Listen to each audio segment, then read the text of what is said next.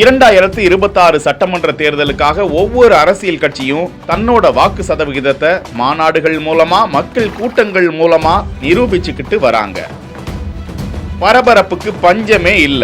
நெருங்க ஒவ்வொரு நொடியும் ஒரு நிமிஷமும் அரசியல் கட்சிகளுக்கு ரொம்ப முக்கியம்தான்.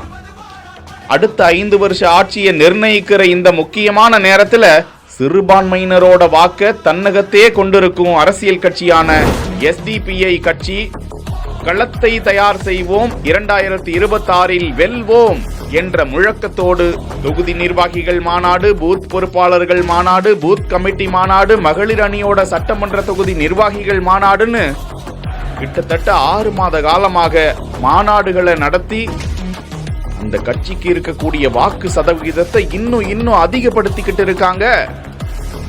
அதோட தொடர்ச்சியா சிறுபான்மையினர் அரசியல் கட்சிகளிலேயே இளைஞர்களையும் பெண்களையும் மையமாக கொண்ட SDPI கட்சி இன்று இருக்கிற டிஜிட்டல் உலகத்துல IT விங் பொறுப்பாளர்களை மட்டுமே ஒன்று கூட்டி ஒரு மாபெரும் IT விங் மாநில மாநாட்டை SDPI கட்சி புதுக்கோட்டையில நடத்தி முடிச்சிருக்காங்க.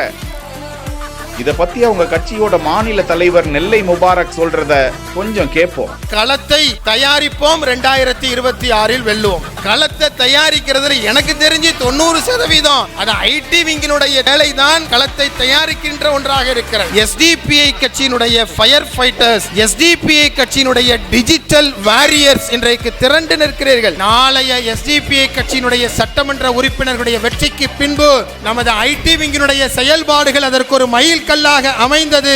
SDPI கட்சியினுடைய தீயாய் தமிழகம் எங்கும் பரவட்டும், சென்ட் ஜார்ஜ் கோட்டையை அது எட்டட்டும் என்று சொல்லி இவங்களோட இலக்கே 2026 தேர்தல்ல சட்டமன்றத்துக்குள்ள SDPI கட்சியோட குரல் ஒலிக்கணும்னு நினைக்கிறாங்க. SDPI கட்சியை கூட்டணிக்குள்ள வைக்கிற பெரிய கட்சிகளுக்கு ஒரு ஜாக்பாட் இருக்கு. அதுதான் சிறுபான்மையினரோட வாக்குகள். இந்த வாக்குகளை SDPI கட்சி அப்படியே வாங்கி தருவாங்க. கடந்த தேர்தல்கள்லையும் தன்னோட கூட்டணி அமைச்ச கட்சிகளுக்கு வாக்கு சதவிகிதத்தை கூடுதலாக்கி SDPI கட்சி அதை நிரூபிச்சு வந்திருக்காங்க. பாப்போம் இந்த டைம் SDPI கட்சிங்கிற இந்த ஜாக்பாட்டை யாரு அடிக்க போறாங்கன்னு.